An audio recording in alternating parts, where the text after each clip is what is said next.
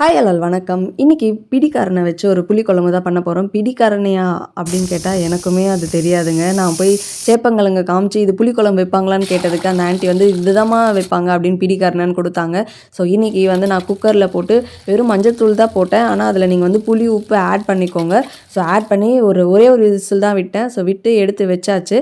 And நான் இன்றைக்கி வந்து சட்டி வாங்கிட்டு வந்தால அதில் தான் குழம்பு வைக்கிறேன். ஸோ வெங்காயம் பூண்டு கொஞ்சம் கருவேப்பிலை தக்காளி வந்து நம்மளுக்கு தோணாப்பில் அப்படியே கட் பண்ணி போட்டு அதை வதக்கி ஆற வச்சுருங்க. அதுக்கப்புறம் வந்து ஒரு கடாயில் எண்ணெய் கடுகு ஜீரகம் கொஞ்சம் வெந்தயம் போட்டு பெரிய வெங்காயம் ஆப்ஷனல், நான் சும்மா ஒன்று கட் பண்ணி போட்டு அப்புறம் இந்த அரைச்சதையும் போட்டு கொஞ்சம் கருவேப்பிலை மஞ்சள் தூள் குழம்பு மிளகாய் தூள்லாம் போட்டு எண்ணெய் பிரிஞ்ச வர அளவுக்கு நல்லா வதக்கிட்டு அதுக்கப்புறம் இந்த கிழங்கை வந்து நம்மளுக்கு பிடிச்ச ஷேப்பில் இல்லை நீங்கள் அப்படியே முழுசாக கூட போட்டுக்கலாம். போட்டு எல்லாமே கோட் ஆகுற அளவுக்கு போட்டு ஒரு 2 மினிட்ஸ் ஸ்லோவில் வச்சு விட்டுட்டேன். அதுக்கப்புறம் கொஞ்சம் கரைச்சி ஊற்றிட்டு நம்மளுக்கு தேவையான அளவுக்கு தண்ணியை ஊற்றிட்டு நான் உப்பு போட மறந்துட்டேன். அதனால் கடைசியில் உப்பு போட்டு அதுக்கப்புறம் கொதிக்க விட்டு எண்ணெய் பிரிஞ்சு வந்ததுக்கப்புறம் கொஞ்சமாக வெல்லம் போட்டு கொத்தமல்லியை தூவி அப்படியே மூடி வச்சுட்டு நான் ஆக்சுவலி கேஸ் ஆஃப் பண்ணிட்டேன். இருந்தாலும் கொதிச்சுட்டே இருக்குல்ல, எனக்கு அந்த சட்டிலே அதுதான் ரொம்ப பிடிக்கும். ஸோ நீங்களும் ட்ரை பண்ணுங்கள். ட்ரை பண்ணிவிட்டு எப்படி இருக்குது அப்படின்னு கண்டிப்பாக கமெண்ட் பண்ணுங்கள். எனக்கு இந்த மாதிரி புளிக்குழம்பு கூட முட்டை பொடி மாஸ் பண்ணி சாப்பிட்றது ரொம்ப பிடிக்கும். உங்களுக்கு என்ன காம்பினேஷன் பிடிக்கும் அப்படின்றது கண்டிப்பாக சொல்லுங்கள். நெக்ஸ்ட் வீடியோவில் பார்க்கலாம். பாய்.